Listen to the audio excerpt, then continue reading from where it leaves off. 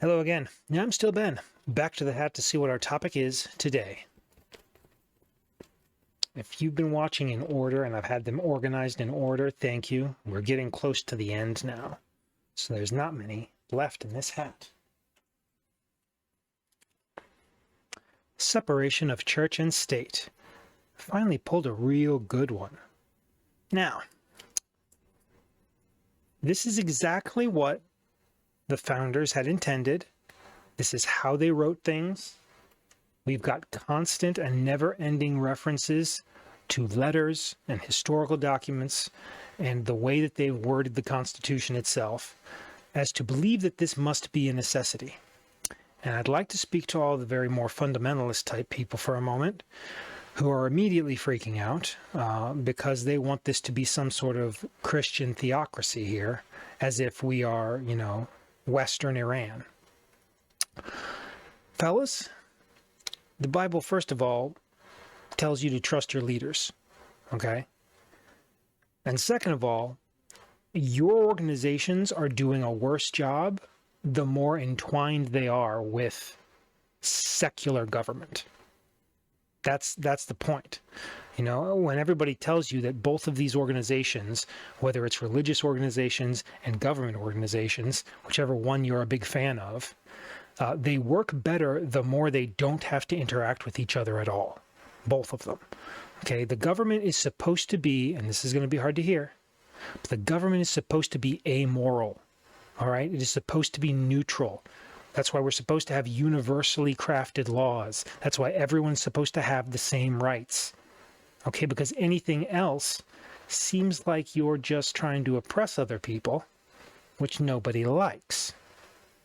So when we talk about the separation of church and state, it is not only necessary, but it is good. And it's good for you, the people who love the church. Okay, the more involved with the state you get, the more tainted it gets with all of our human laws. And you don't like the human laws anyway, so why don't we keep these separate?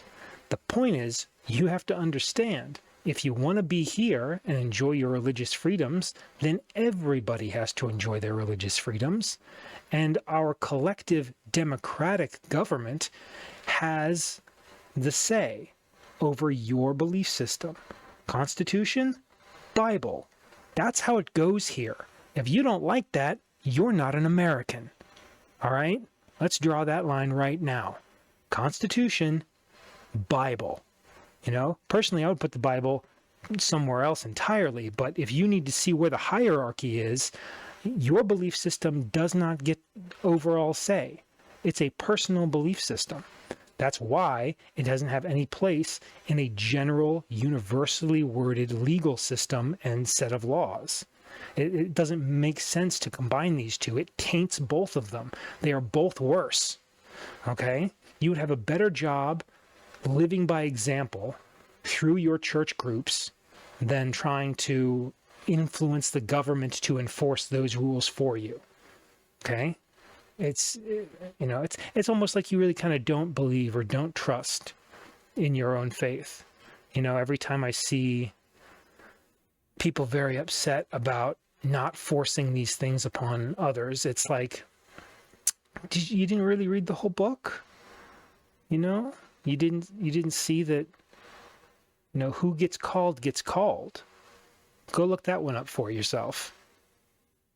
It's not about your evangelism, especially here in this country, evangelism.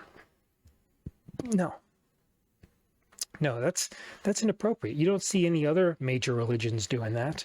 I don't see anybody else going out and trying to recruit the same way. It seems like if you really believed what you say you believe, you would sit back and watch everything else fail because the people who aren't living like you and doing like you would fail, right? That's how it would work if you're right. So when we talk about the necessity of this separation in church and state, you've got to understand, you've got to have some faith, man. Don't you have the faith to prove it? Don't you have the faith to sit back and go, okay, we're not going to interfere with the government at all. We don't need the government to do our job for us. Feels like if you really believed it, that's the position you would take. Just my observation, though.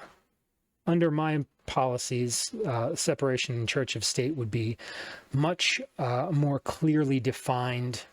Okay, and that's not to say that everyone's personal religious beliefs are any less important to the country, or indeed that we shouldn't have some religion in schools, right? I think a large part of this is how much you are afraid of education. And to be fair, knowledge is the enemy of faith. I understand. But the thing that I also just never really understood was how your argument is to put your religious book in a science class. I mean, you might as well put it in gym or anything else. That doesn't make sense there. It's a class about science. It's not a class about what you believe. What you believe is not science. It is a personal religious belief. So when it comes to the importance of religion kind of historically, I, as a matter of fact, think it should be a course. I think it needs to be a subject that's taught in school. I think we should add one core element to the high school curriculum. You know, you got language, math, history, science, and then history is only getting bigger. You know, we've only got more and more of it. So not having its own subset is really hurting history, I think. And we need to start teaching it as multiple different areas specifically. And that last one should be religion. There should be a mandatory religion class where you teach it as a subject through the 4 years of high school, and you explore all the world's major religious traditions so that people can learn about them. You know, that's really what you really want, isn't it? You want people to learn about your religion. You don't want to force it into their brains, because if you force someone to convert, if you force them to believe this and coerce them to believe this, all you're doing is making false converts. They don't actually believe that. They're just doing it because you're pointing a gun at their head. Okay? The same way that the United States is pointing a gun at everyone else, saying we all believe in freedom. Like, it's not working. Nobody respects the United States on the international level. No one. You know, they're afraid of them because they're kind of crazy, you know, and you're a part of that. So we need to strike this line much wider and much more clearly.